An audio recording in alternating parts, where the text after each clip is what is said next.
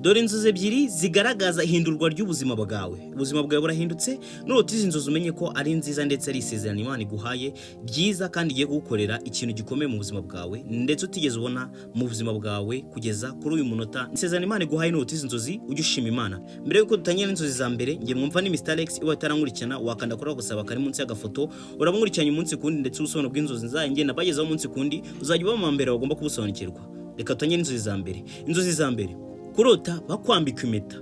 Kurota bakwambika impeta, ujye umenye ko ari isezerano ry'ubukwe Imana izagukorera. Ni isezerano ryo gushyingirwa, ugashakwa, ugasabwa iwanyu ndetse ukabasha kubana n'umugabo nawe nk'abandi bose. Iri ni isezerano Imana iguhaye. Nurota izi nzozi umenye ko ari ikintu cyiza kigiye kuba mu buzima bwawe ndetse nukirota ujye tubyuka ku kanya ushima Imana kubw'isezerano ryiza iguhaye.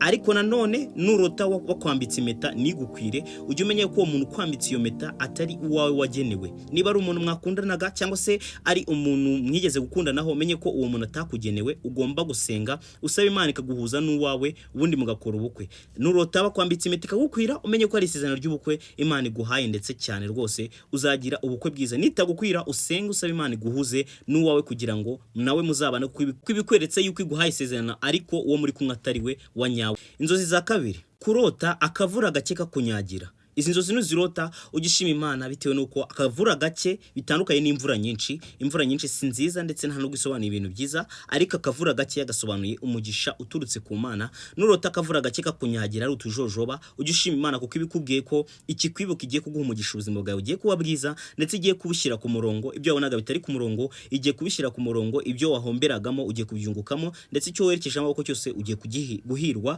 ugira umugisha ukomeye cyane ku buryo ibyo wanyu bashobora kuba bataragezeho kubigeraho bitewe nuko Imana yakweretse uri mu kavura. N'umugisha ukomeye Imana igiye kuguha. Mugire umunsi mwiza kandi mugire umugoroba mwiza ndetse mugire n'ijoro ryiza. Ngiye mwumvaga ni Mr Alex. See around kundi usobanura nzabasobanurira undi munsi ukurikiyeho.